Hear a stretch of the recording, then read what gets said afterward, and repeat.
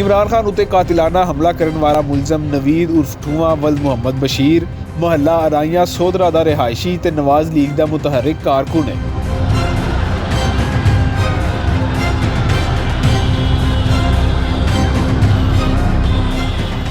सोधरा के मुकामी जराए तो भुलेखा खोज टीम के मुताबिक नवीद उर्फ ठूआ नवाज लीगी MNA निसार चीमा के समधी ते लीगी रहनुमा इम्तियाज बागड़ी का घर खास है। इम्तियाज बागड़ी ने कुछ दिन पहला वजीराबाद के मुकामी होटल च वर्कर्स कन्वेंशन नाल खिताब करदियां ऐलान किया कि असी इमरान खान नूं किसी भी कीमत उत्ते वजीराबाद पार नहीं करन देंगे। उन्हां यह भी आख्या सी कि जे इमरान खान नूं गालां कड्ढण दा स्वाद ना चखाया ते साडा प्यो कोई नहीं। इस तकरीब च नवीद उर्फ ठूआ भी दूजे कामियां नाल मौजूद सी। जराए दा आखना है कि इम्तियाज बागड़ी के कारे खास नवीद ठूए दियां पिछले 15 दिनां दियां सरगर्मियां खंगाल लियां जान ते जिम्मेदारां दा खुरा नितर के सामने आ जाएगा। जराए दा यह भी आखना है कि निशाना इकल्ले इमरान खान ही नहीं सन बल्कि उन्हां दे नाल खलोते अहमद चट्ठा भी टारगेट हो सकते हैं जेड़े इस इलाके विच जेड़ा नवाज लीग का गढ़ है उत्थे वड्डा सियासी चैलेंज बने हुए ने। बहरहाल तफ्तीशी ते तहकीकी एजेंसियां नूं तमाम तर जराए वरदियां होया चाहिए कि मुजरमां दा खुरा नप्पन ते ओह हकायक सामने लियाउण तां जे जिम्मेदारां नूं करार वाकई सज़ा मिल सके।